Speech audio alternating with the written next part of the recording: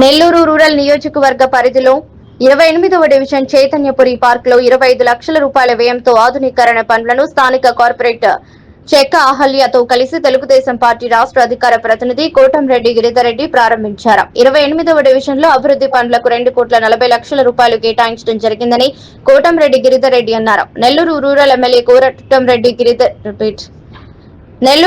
MLA Kotamreddy Sridhar Reddy ప్రత్యేక చొరవతో ఇప్పటికే నెల్లూరు రూరల్ నియోజకవర్గ పరిధిలోని 26 డివిజన్లలో 17 ఎకరాల విస్తీర్ణం కలిగి 300 కోట్ల రూపాయల విలువ కలిగిన పార్కుల ప్రభుత్వ భూమిని 6,70,00,000 రూపాయల వ్యయంతో ప్రహరీ గోడలు నిర్మించి కబ్జాదారుల నుండి కాపాడడం జరిగిందన్నారు.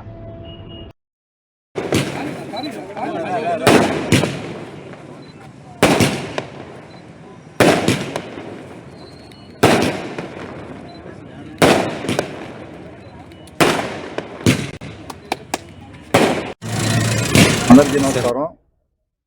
నేను స్థానికంగా 28వ వార్డులోనే ఉంటున్నాము. ఈ పార్కు చాలా ఇబ్బందులు, పెంచలే చెప్పినట్టు చాలా ఇబ్బందులు జరిగాయి. శ్రీధరన్న, గిరన్న వాళ్ళ ఆధ్వర్యంలో ప్రతి ఒక్కటి ఆ రోజు ఇబ్బంది జరిగినా వీళ్ళందరూ మన స్థానికులందరూ కేసులు పెట్టున్నారు.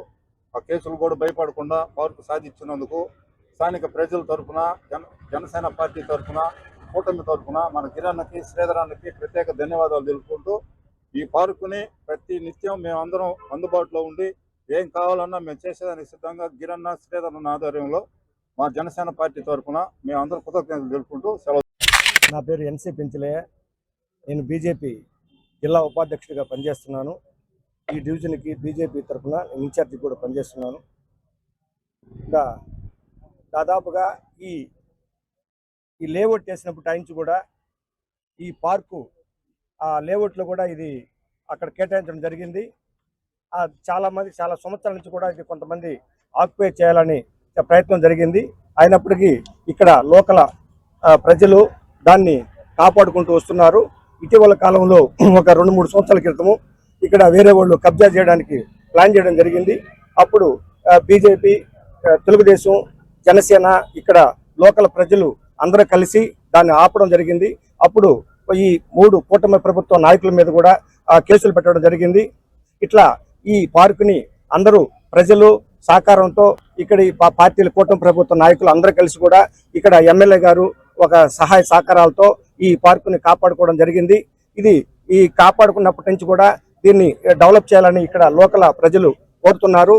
దానికి ఎమ్మెల్యే గారు దానికి సహకరించి మొదట కొంత నిధులు 22 లక్షలు ఇప్పుడు చెప్పారు అన్నగారు.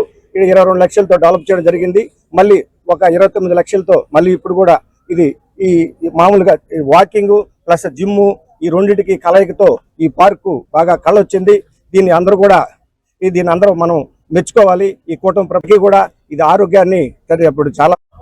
అందరికీ నమస్కారం. ఈరోజు నెల్లూరు రూరల్ నియోజకవర్గంలోని 28వ డివిజన్లో చైతన్యపురిలో పార్కుని 29 లక్షల రూపాయలతో మనం స్థానిక ప్రజల చేతుల మీదుగా ప్రారంభించుకోవడం జరిగింది. ఈ పార్కు ప్రత్యేకంగా ఇంతకు మునుపు కూడా 20